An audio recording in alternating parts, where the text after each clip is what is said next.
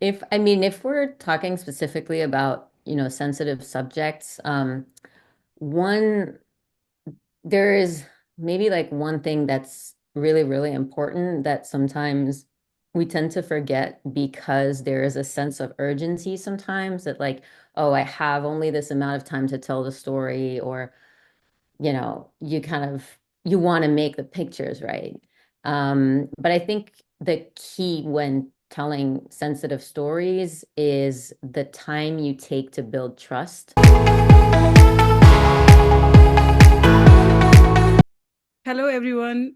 Today we have the pleasure of interviewing Paola Chapdelaine, who is a French documentary photographer and a photojournalist currently based in New York.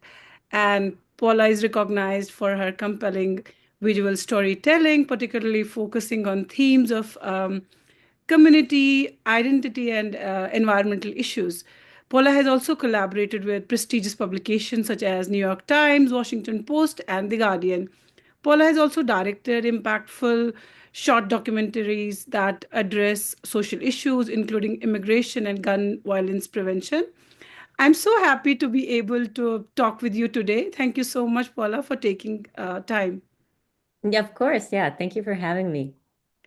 Paula, I would like to ask you, like, can you share your journey into photojournalism? Like, what inspired you to transition from political science to focus on documentary photography? Yeah, absolutely. So initially I went to school and studied political science and urban development. So I was imagining myself working in maybe an international organization or, the public sector. And I didn't really know that there were any other options for me out there other than going to work for an organization, having kind of a regular 9 to 5. On the side, I've always loved the arts. So, before I picked up photography, I was painting, I was drawing, I was very involved in the visual arts, but it never felt like, oh, that's something, I could do as a career.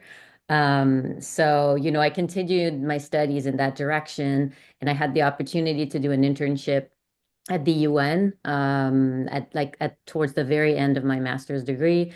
And while, it was interesting and the work that you would see on the ground was compelling in a lot of ways, I felt like it was so high level and like my impact was so teeny tiny. I worked in different capacities, but I worked on a publication and I did like online storytelling. And as an intern, you can only go so far. But I did feel like it was such a big machine that, I didn't really see the impact that I was having. And after going back to France and working for 3 years for a consulting firm in the public sector, so I was working with affordable housing organizations. It still had like a connection to what I had studied, but again, like that was during it. That experience ended during COVID, and I really had this urge of like, first of all, I want to see more of the impact that I'm having on people.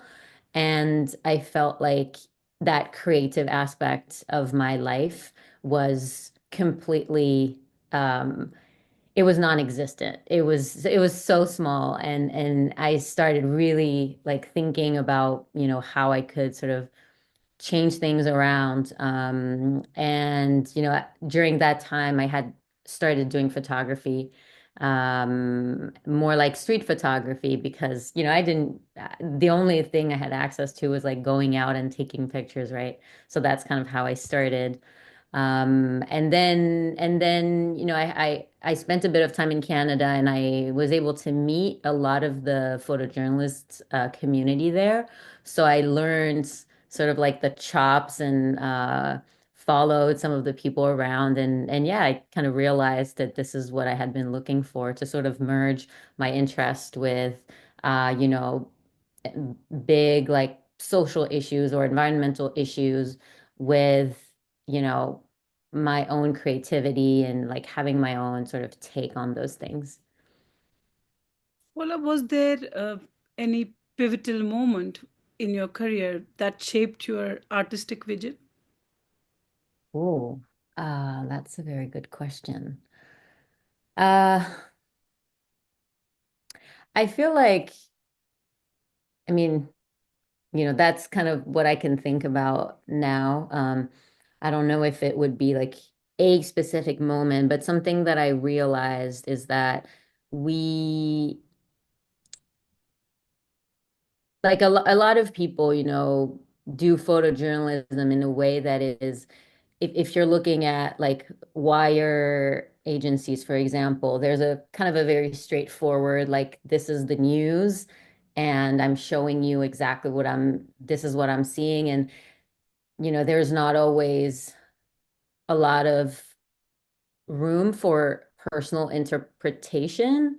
And as I sort of grew in my journey, I met a couple few people who were doing work either more conceptually or with a very strong artistic take on what they were photographing.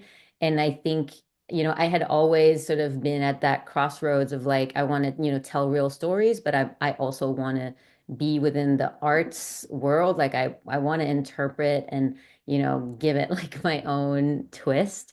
So meeting some of those people who do conceptual documentary work, it really kind of shifted the way that I was looking at photojournalism.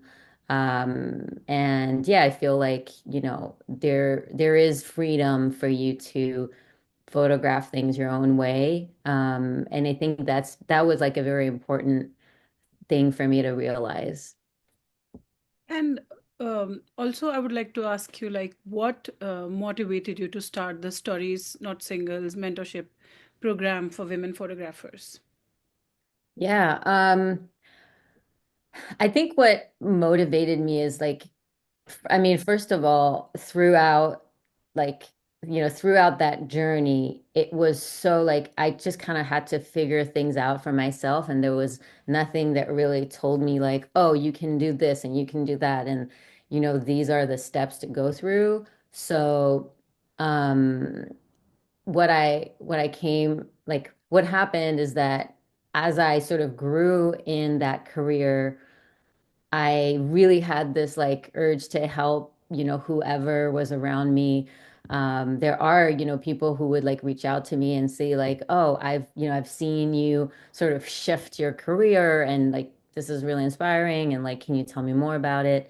And I felt like, um, even going to school for 1 year, did a kind of intense 1 year program at ICP. And it, like, I realized there's so much that you can learn that you don't have to just figure out on your own. And not everybody has the ability to, like, transport their whole life to come to New York and study. And so I felt like having maybe like a program where, I can work with people wherever they are in the world and like try to elevate those voices, because, you know, it's really important for people who don't have access to those places where the networking happens, where the editors are all located. Like, how do you help these people sort of like find a platform to show work, to tell their own stories, even really from where they are? So, teaching for me is not only a way to like give back, but it's also a way for me to learn. Like there really is an exchange in that, because, you get to meet people who have very peculiar stories to tell.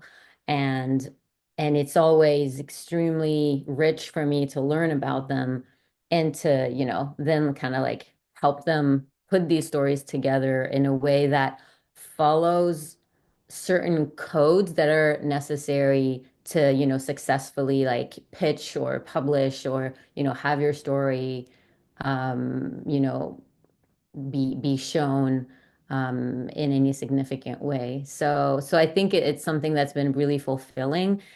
It's kind of counterintuitive because being a photojournalist is quite lonely. It's a very like it's a very solitary practice. I mean, you have conversations with your editors, but at the end of the day, you're kind of working on your own. And I feel like being able to teach kind of like helps with that community aspect as well. Like I always say, when we talk about like, oh, who inspires you and who do you look up to, etc., I always prompt people to look around themselves because you are the next generation that, younger photographers might be looking up to. So it's like, who are your peers? Like, who's around you, maybe a couple steps ahead or a couple steps behind, and that's your community. So it's actually been really fulfilling in that way. And talking about storytelling, are there any special techniques or strategies you use while dealing with sensitive subjects to tell through photography? Um, if I mean, if we're talking specifically about, sensitive subjects, one there is maybe like one thing that's really, really important that sometimes we tend to forget because there is a sense of urgency sometimes that like, oh, I have only this amount of time to tell the story, or, you want to make the pictures right. But I think the key when telling sensitive stories is the time you take to build trust. So, if you're telling a story that you're close to, if it's a sensitive subject, maybe you will already have that trust. If it's family members or friends or like a community that you're part of, then maybe that differs a little bit. However, even if you know the community, people may not be very accustomed to, being documented or recorded in whatever capacity. So, I think really taking time without your camera as well to get to know people and to, really have like genuine conversations and interactions with them before you even dive into the photo aspect is like probably the most crucial part of it because if you like push yourself um to sit down and to really to take time to get to know people, then they also open up a lot more. It's like you're creating that trust and they're seeing that you're taking your time and you're not rushing through things. You're not being pushy about getting them on camera, making the picture. And so yeah, I think that's like probably the top, like the top sort of rule, I would say, or maybe um, one of the top aspects of being successful in a story that talks about a vulnerable topic. And does your gender, like you being a women photographer, help somehow to like build that rapport? I think it does.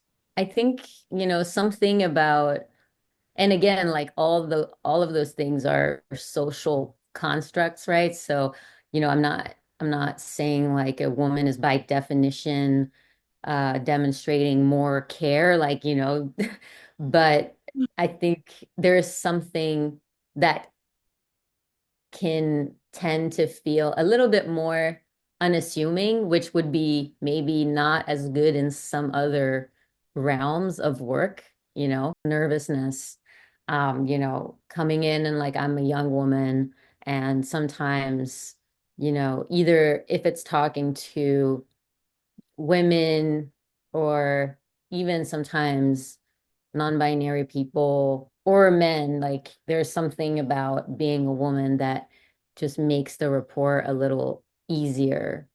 And I think that a lot of the women that I've seen in the field are not as pushy with with like handling people and take a little bit more time. So yeah, I think in a lot of circumstances it can help.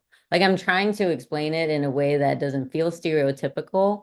But it's also based on observations that I've made. There is there's a care that I've witnessed in a lot of women out in the field that sometimes, and a lot of the times I haven't necessarily seen in guys. Well, can you share the inspiration behind your projects, such as Silent Radar or Oyster Odyssey? Like, what themes you aim to highlight through these works? Um, I mean, so those two projects are actually very different, one from the other. Silent Radar it was initially an attempt to think about like the world in which we're sort of projecting ourselves, like with all of the recent technology innovations that we're seeing, like how does that impact our relationships, our relationship to the world around us, um, and the relationships to ourselves as well. And as I was doing a little bit more research about, I started looking at really the world of VR. So it was kind of a broad search, and I was trying to find people who really were dedicated to spending a good amount of time in those virtual spaces and trying to understand why that was, and what the impacts or sort of effects of that were. And as I was doing that research, I actually realized that um, specifically transgender people were very much involved, that there was a proportionally higher ratio of transgender people in those spaces because, and we started discussing that notion of avatar, whereby, somebody in real life can have a desire to project a different body to, society and to present differently. And in VR, you have a very like you have a lot of flexibility to do that, right? Because of the avatar and how you can just shape the persona that you're sort of projecting in that space. So I ended up realizing like, oh, that's interesting because gender issues are so prominent today. So I was trying to understand like, you know, how are these spaces shaped and who is there and what does that mean? And so I actually ended up meeting two particular people whose journey I started documenting. And those two people were called Silent and Radar. So that those were their names online, but they also used them in real life. And actually, Silent just changed administratively her name. So, she's like now officially Silent.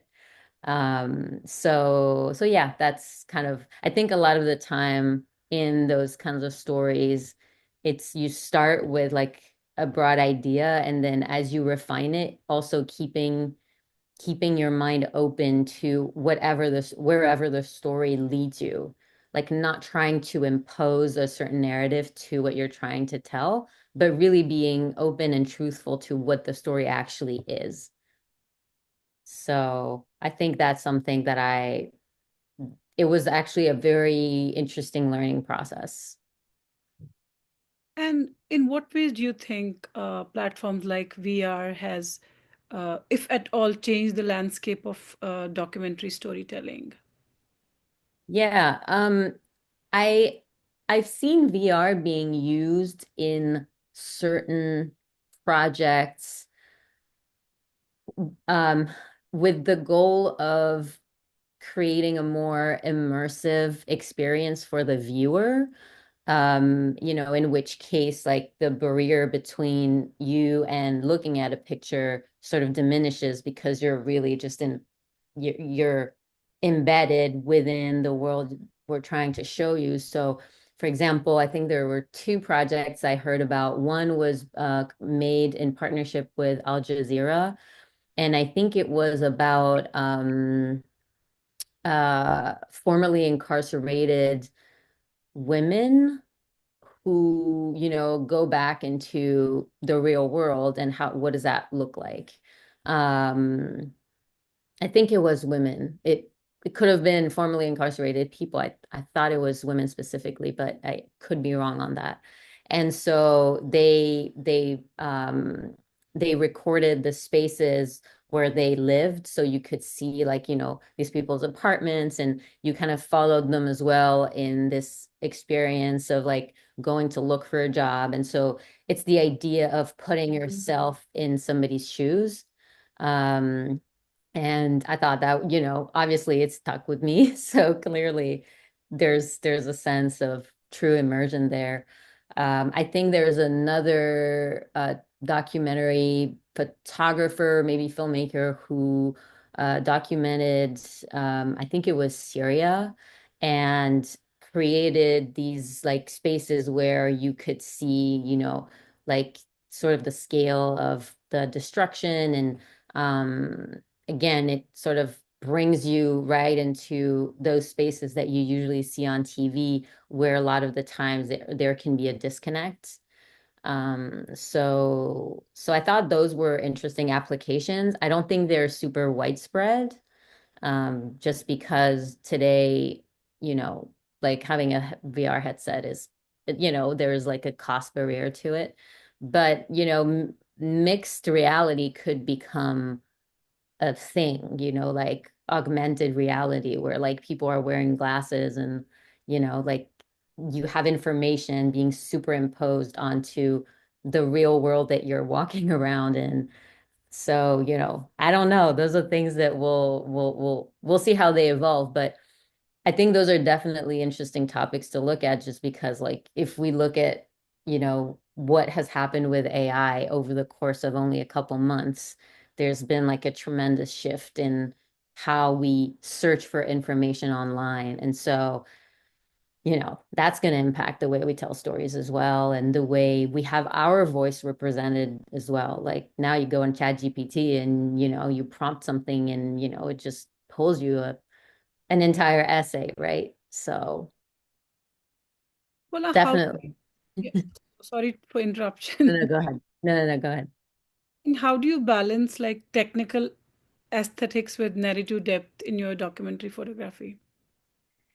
Yeah. I'm always a proponent of like technicality following your creative vision. I think a lot of people like, if you want to be a photographer, a lot of people focus so much on the technical aspects.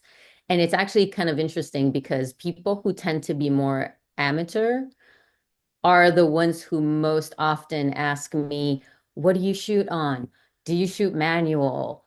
Like, what's your lens? Like, all these like super technical questions. But truth be told, in the field, like, other people, all other working photographers, they use all kinds of gear. Like, it's not because like, I use Sony, you use Canon, you like to use like a long lens, I like to shoot super wide. Like that all falls into the style that you're developing for yourself.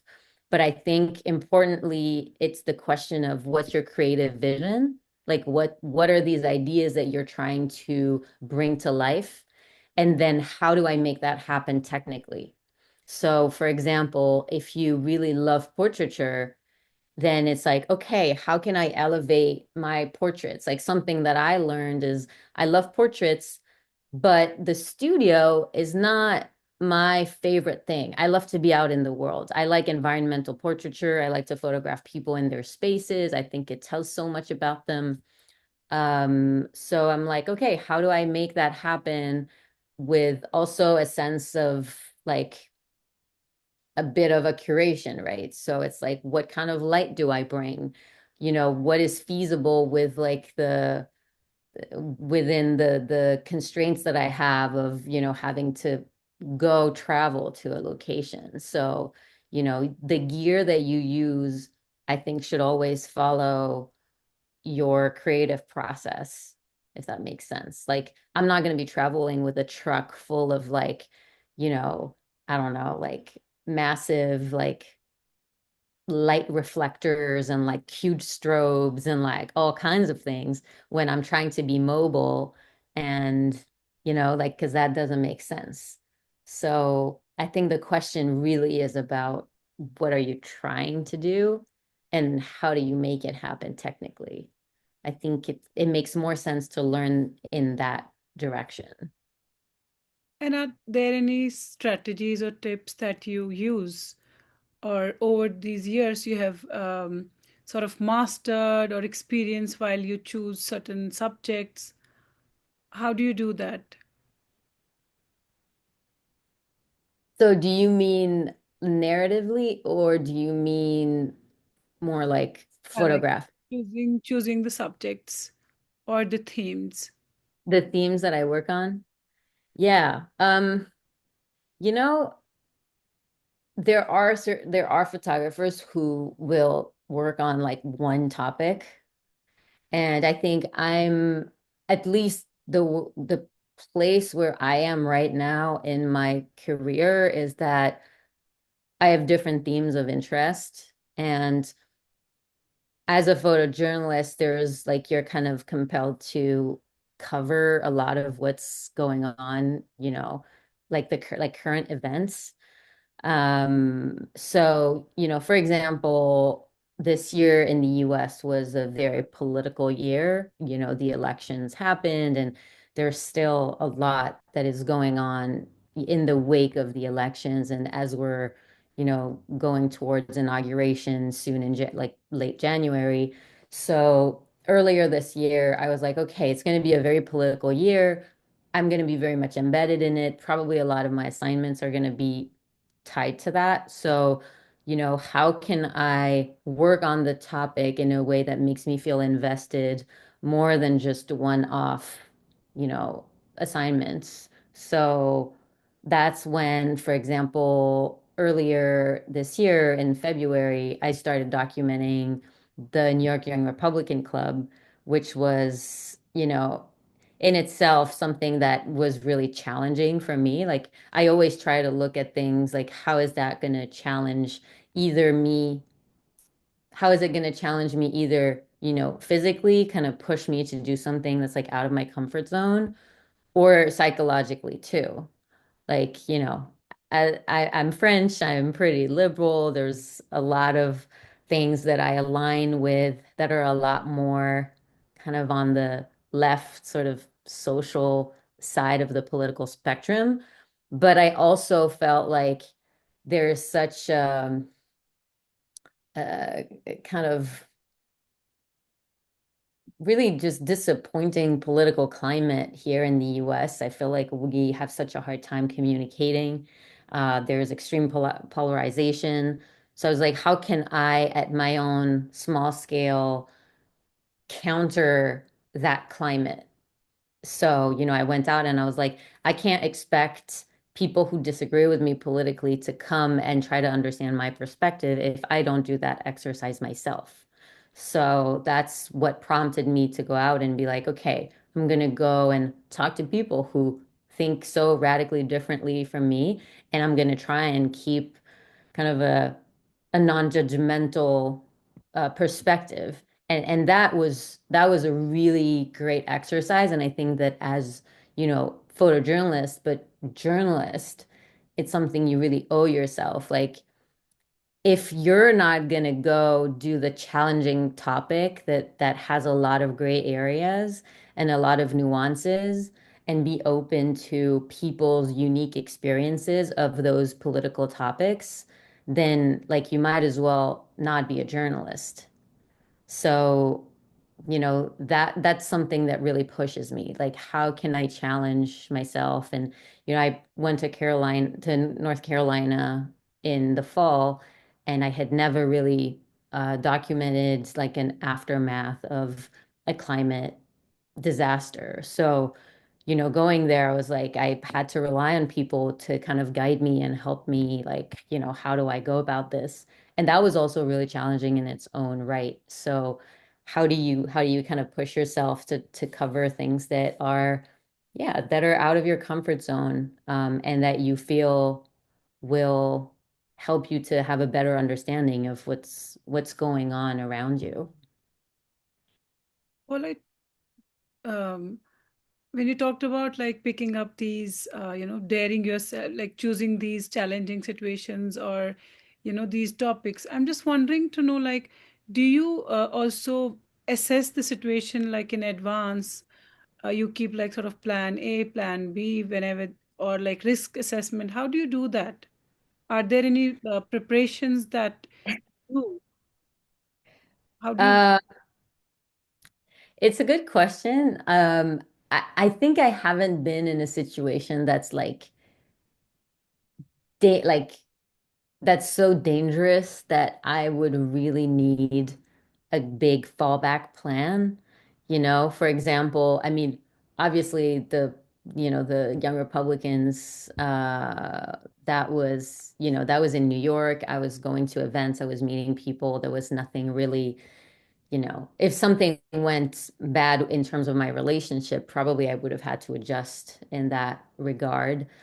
Silent Radar was also a very personal story as well. So there was a lot of like trust building and relationship building that had to take place.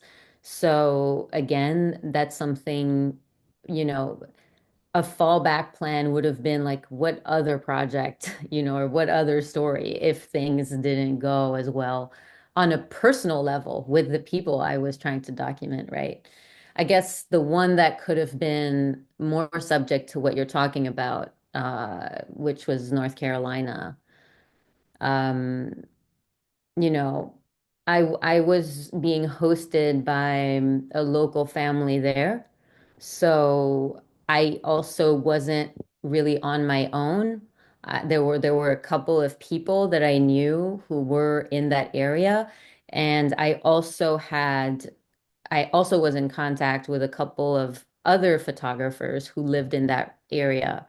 So I knew that, if anything happened, I still did have sort of contact with people that, were around. I wasn't completely on my own.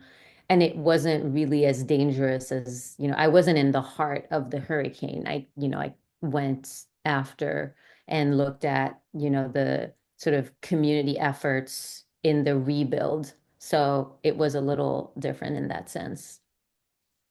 And in your experience, are there any common challenge that you think women face as photojournalists?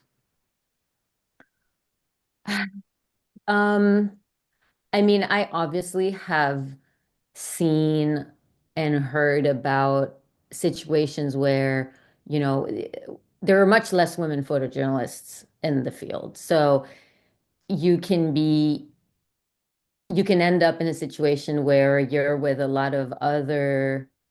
um, a lot of people who can, like aggressiveness can be a lot more present when you're a woman. Sometimes people feel a lot less um, ashamed of like being aggressive towards someone who's like, maybe physically a little smaller or, doesn't, can't really size them up. Like I experienced that when I went out to Staten Island to document a rally that was it was a rally against a new sort of center for migrants, and you know that when we had the influx of migrants who came through the border, got to Texas, and then were bused to New York, there was like a moment where there were a lot of incoming people, and New York didn't really know like how do we provide shelter for all these migrants coming in through bus every day. So at some point there were talks about creating a center in Staten Island, and that rally was composed of a lot of quite right-wing people, Trump supporters that were very much against having a center for migrants there. And I went and I was masked. At the time, I was working with a woman who was 80 years old. It was like COVID was still kind of around and sort of on the rise again. And I was like, I just want to be safe and I want to keep her safe. There's a lot of people around. I'm just going to put a mask on. And oh my God, I was not expecting the level of like anger. Like people started like sort of kind of ganging up and like yelling and shouting at me and heckling me. And like I hadn't done anything. Like I hadn't spoken to anything. And they had assumed I was Antifa, blah, blah, blah. And the and the police had to escort me out, which I think was quite unfair because um, at no point did they try to, stand up for my right to be here in a public space. I was just photographing. I wasn't talking to anyone. I wasn't being aggressive towards anyone. It was just me standing here and I happened to be having a mask, but they were very suspicious about the press. So any reason you gave them to, be aggressive towards you, like they would kind of pick up on it. So that was a very big sort of like reminder. Um, and I think, I wonder like if I had been like a big dude, like, would the reaction be the same? I'm not so sure. And I've also seen women photojournalists in the field be mistreated by other men photojournalists who kind of like want to play Rambo and just like be the first in front of things and kind of so so yeah, that's something you can encounter. I think we talk about it more, and so, hopefully those things are subsiding, but it's definitely real. Like harassment by not even just other fellow journalists or media, but people that are part of the stories that you want to tell. Like I've gone out and like tried to be professional and like document people, and then like you have people that are like kind of trying to hit on you and just being overall weird. And that's not a comfortable place to be in. And I think as a woman, it's something you encounter a lot more. But Yeah. Ola, then do you think then there are any I don't know, like I'm just wondering to know to understand that are there any strategy or tips that will be helpful for aspiring women photojournalists while they are shooting out in the field? I mean, I think that making sure you're not just going out alone without anybody knowing where you are is an important thing to consider. Having people that are kind of emergency contact points, or people who are going to check on you. That's something, you can do, or if you if you're going to be doing something that's maybe a little more tricky to do on your own, perhaps somebody else can accompany you. So just sort of that accountability and making, having maybe a close circle of people who know where you are and what you're doing, and depending on the situation, how risky it is, just making sure you're not out in the world without anybody knowing where you are. I think that's like to start is like a good sort of a good strategy. I would also like to ask you, like, for these aspiring women photographers, how can they just build a portfolio that would help them to pitch their work successfully to editors and publications? Yeah. I think that for the portfolio aspect, it's pretty straightforward. I think there's sort of a way that you can, first of all, build your portfolio and then send it out in a way that's kind of efficient. Um, a, a lot of the time, editors don't have like the bandwidth to go through like 100 pictures, right? So it's like, how do you like editing is such a huge part of our job. So like, how do you turn a project into like maybe 2015 super tight, like the best of the best work that you have, but that also makes narrative sense.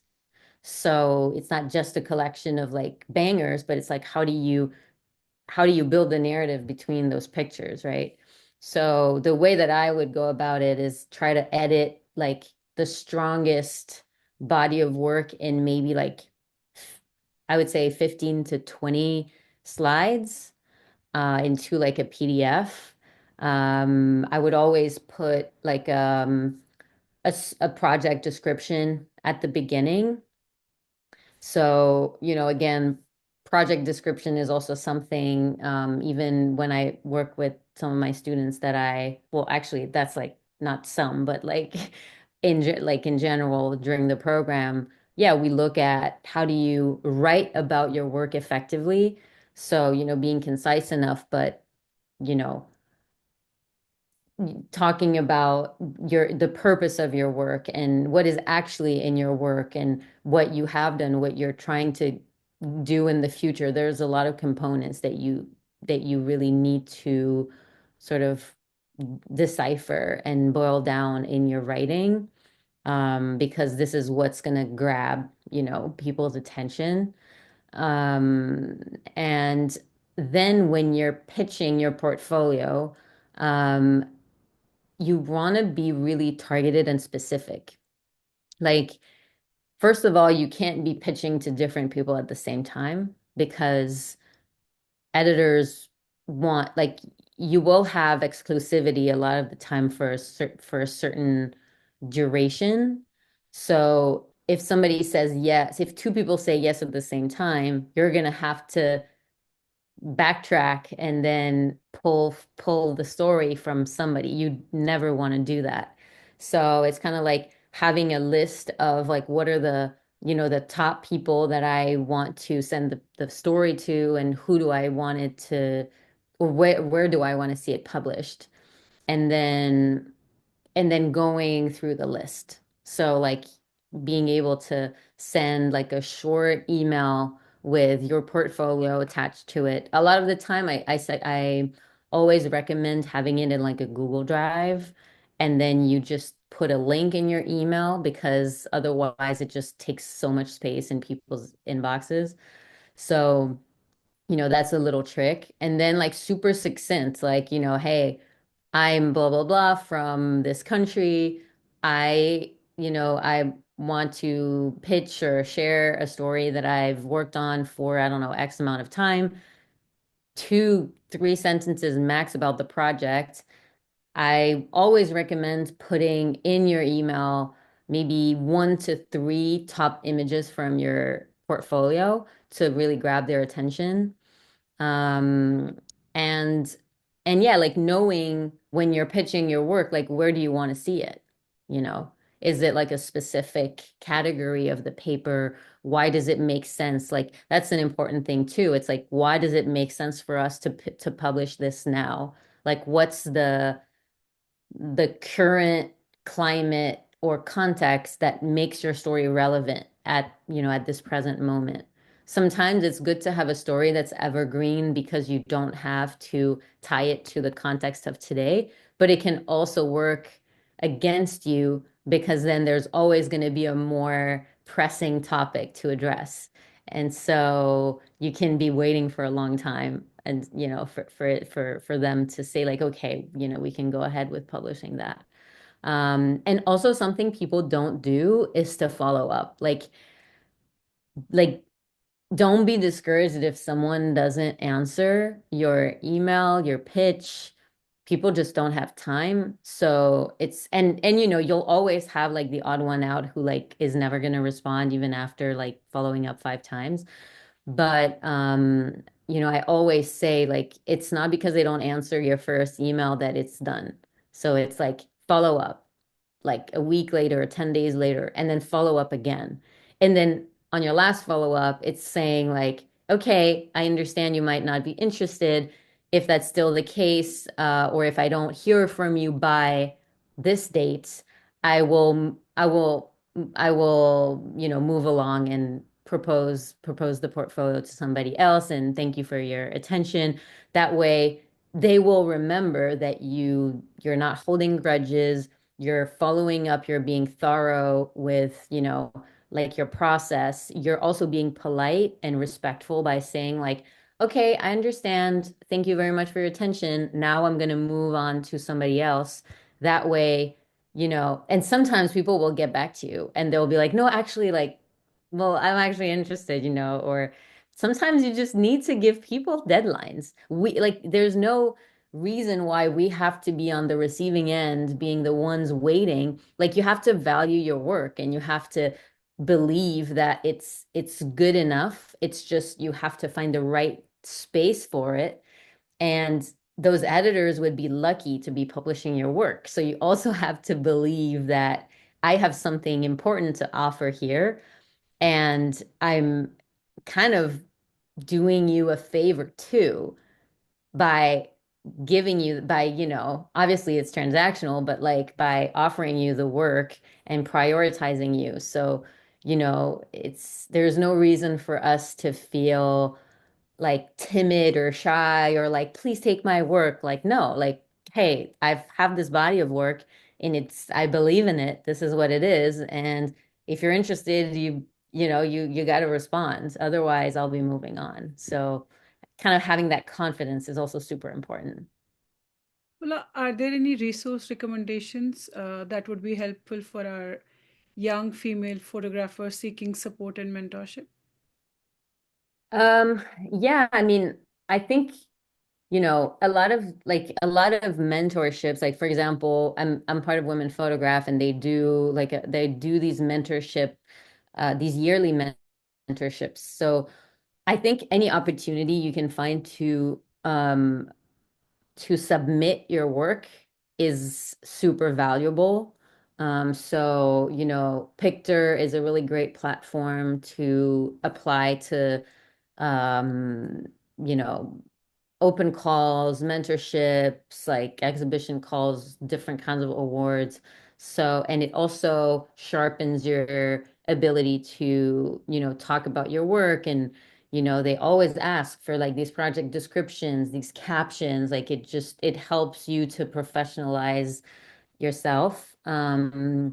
And then if it's just like general resources, I know, for example, Photoville they have like an education page. So if you go on photoville.com/edu, it has like a lot of support. So there's support for, educators, but you see like resources, like Photo Wings, for example, is a partner of Photoville, and they have a lot of really good resources. So if you can just click on Photo Wings on that page. And like workshops, I know a lot of the workshops that are in the US. So for example, Eddie Adams is one that a lot of people travel to come to if they get selected, because you do meet a lot of professionals and editors in the industry. So it's a really great thing to do. There's the Missouri photo workshop, there's the mountain workshop. Um, because they are in the US and they do cost a little bit of money, like, it might not be accessible to everyone to, just like fly out here. Um, but those are good places to, to find like real community. And so, finding those workshops even where you live is a great thing. There's an alumni from ICP who uh